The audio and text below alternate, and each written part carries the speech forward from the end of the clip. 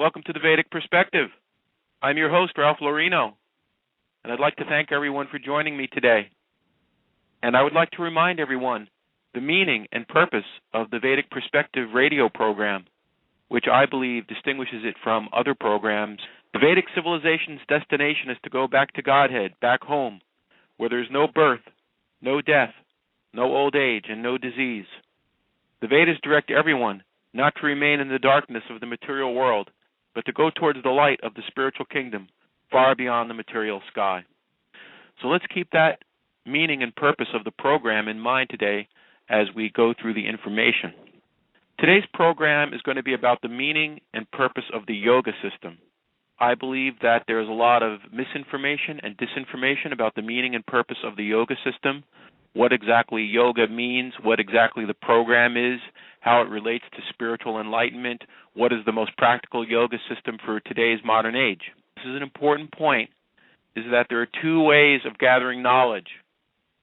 One is the inductive method, and the other is the deductive method. Or we could say one is an ascending process, and one is a descending process.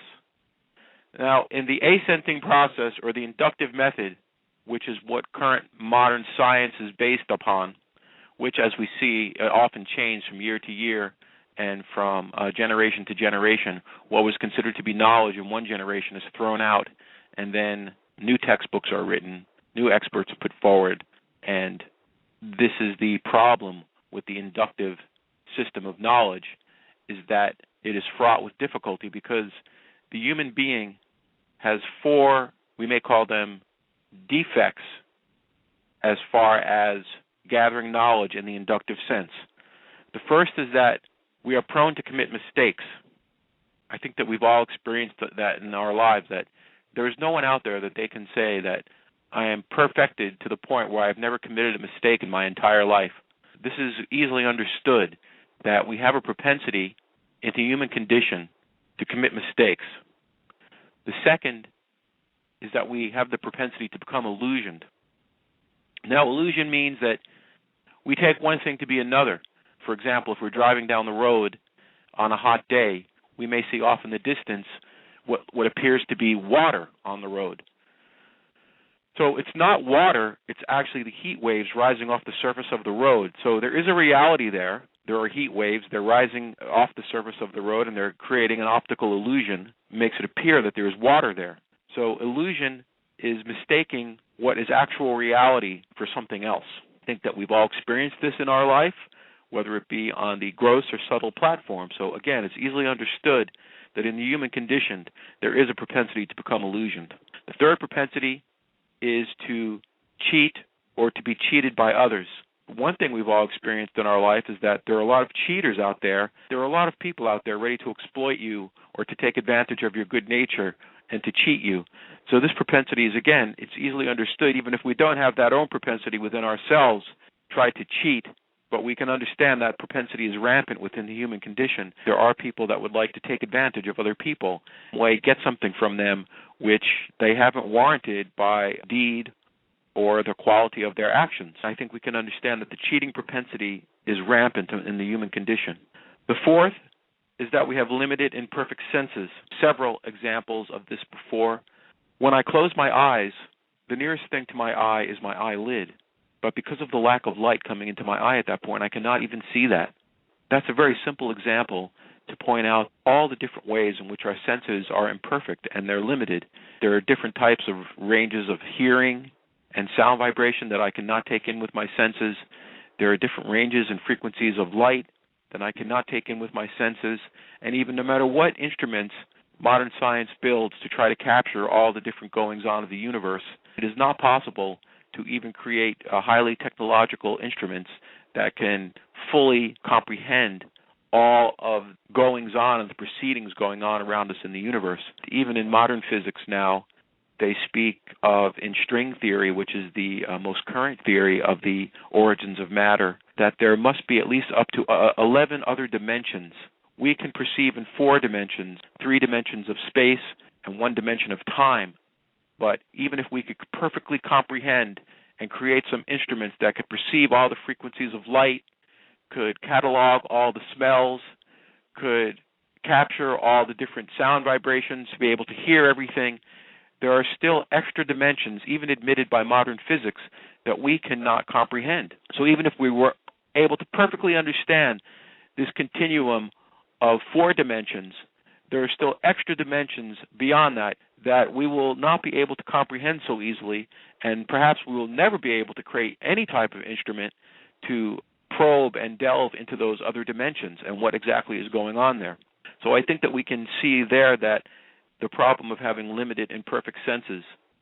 So the inductive method, while it can be a method to gather some knowledge, is fraught with many difficulties. And as I mentioned previously, we can often see that as what is accepted as knowledge in one generation is not accepted as knowledge in another generation.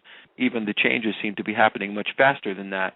We can see that the inductive method, no matter how intelligent the people are, no matter how for some period of time it's accepted as absolute reality or an absolute viewpoint of what's going on in the universe around us, ultimately, either whole or in part, the theories are rejected and replaced by other theories.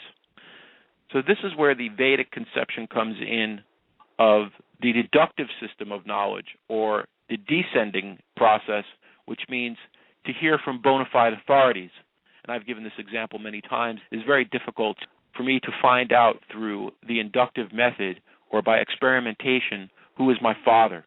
And even now with modern DNA testing, that would still not be possible for me to test every man on the planet, and even the match may not be sufficient to understand who is my father. There may be false positives.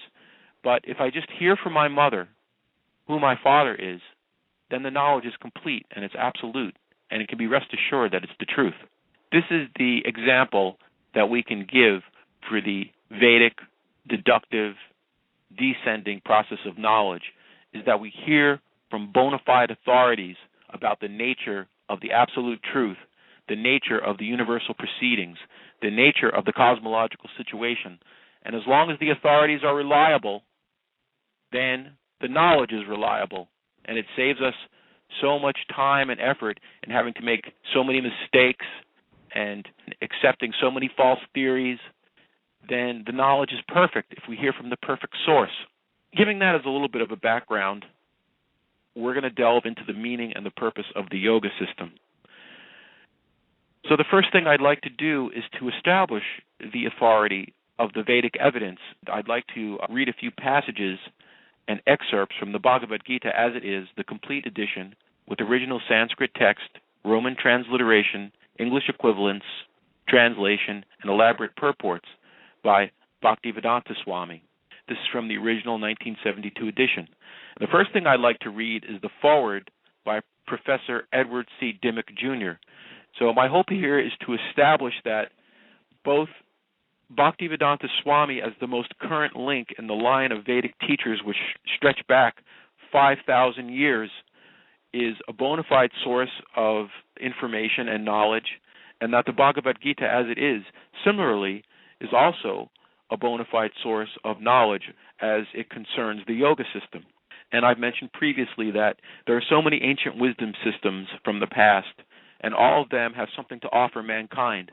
But the Vedic system is unique in that it is the only ancient wisdom system that has a line of teachers that is unbroken and to the current day, culminating in the teachings of Bhaktivedanta Swami and his translation and purports to the ancient Vedic texts, just suitable for the understanding of modern man. So I'd like to read this foreword by Professor Edward C. Dimmock, Jr. He is the Department of South Asian Languages and Civilization at the University of Chicago. So let's hear what he has to say about both Bhaktivedanta Swami, his translation, and the Bhagavad-gītā As It Is. The Bhagavad-gītā is the best known and the most frequently translated of Vedic religious texts. Why it should be so appealing to the Western mind is an interesting question. It has drama, for its setting is a scene of two great armies, banners flying, drawn up opposite one another on the field, poised for battle. It has ambiguity, and the fact that Arjuna and his charioteer Krishna are carrying on their dialogue between the two armies suggests the indecision of Arjuna about the basic question: should he enter the battle against and kill those who are his friends and kinsmen? It has mystery, as Krishna demonstrates to Arjuna his cosmic form. It has a properly complicated view of the ways of religious life and treats the paths of knowledge, works, discipline, and faith and their interrelationships, problems that have bothered adherents of other religions in other times and places. The devotion spoken of is a deliberate means of religious satisfaction, not a mere outpouring of poetic emotion.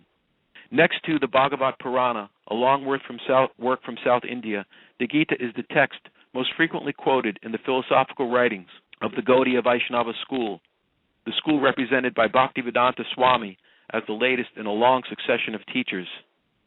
It can be said that this school of Vaishnavism was founded or revived by Śrī Kṛṣṇa-Caitanya Mahāprabhu, 1486 to 1533, in Bengal, and that it is currently the strongest single religious force in the eastern part of the Indian subcontinent.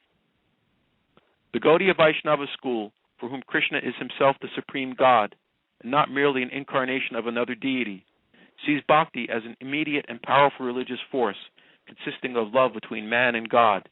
Its discipline consists of devoting all one's actions to the deity, and one listens to the stories of Krishna from the sacred texts, one chants Krishna's name, washes, bathes, and dresses the mūrti of Krishna, feeds him, and takes the remains of food offered to him, thus absorbing his grace.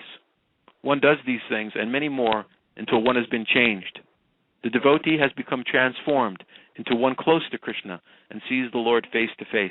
Swami Bhaktivedanta comments upon the Gita from this point of view, and that is legitimate. More than that, in this translation, the Western reader has the unique opportunity of seeing how a Krishna devotee interprets his own texts. It is the Vedic exegetical tradition, justly famous in action. This book is then a welcome addition from many points of view. It can serve as a valuable textbook for the college student. It allows us to listen to a skilled interpreter explicating a text which has profound religious meaning. It gives us insights into the original and highly convincing ideas of the Gauḍiya Vaiṣṇava school. In providing the Sanskrit in both Devanagari and transliteration, it offers the Sanskrit specialist the opportunity to reinterpret or debate particular Sanskrit meanings, although I think there will be little disagreement about the quality of the Swami's Sanskrit scholarship. And finally, for the non-specialist, there is a readable English and a devotional attitude which cannot help but move the sensitive reader.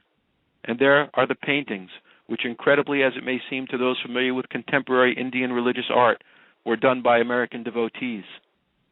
The scholar, the student of Gauḍiya Vaiṣṇavism, and the increasing number of Western readers interested in classical Vedic thought have been done a service by Bhaktivedanta Swami.